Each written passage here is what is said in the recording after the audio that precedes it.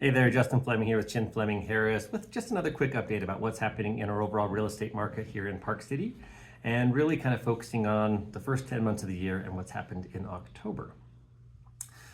So kind of looking first 10 months of 2025 and comparing it to the first 10 months of 2024.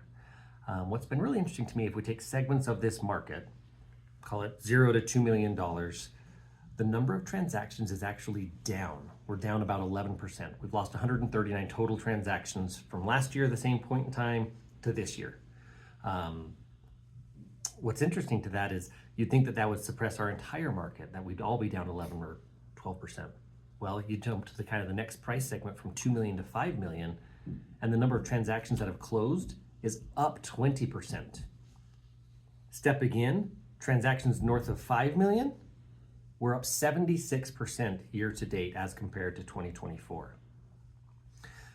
Part of that, if you look at the total number of transactions, last year to this year, we have 30 additional residential closed sales the first 10 months of the year. That's not really a very big difference when you're talking roughly 1,800 closed transactions. However, the amount of dollar volume has actually increased by $925 million in additional closed residential sales. And really, if you say, okay, we've had about the same number of transactions, but we've had a lot more volume, the equation there is the average price.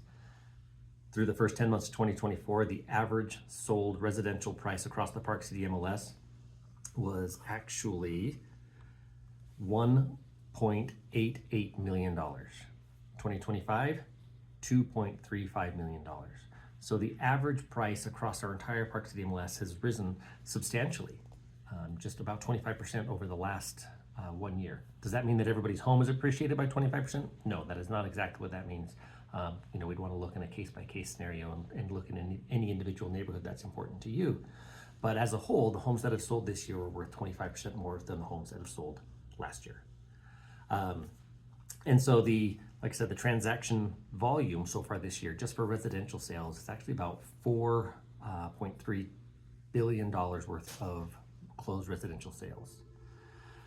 We understand that every neighborhood's a little bit different, and like we kind of discussed here, each segment of the market is slightly different.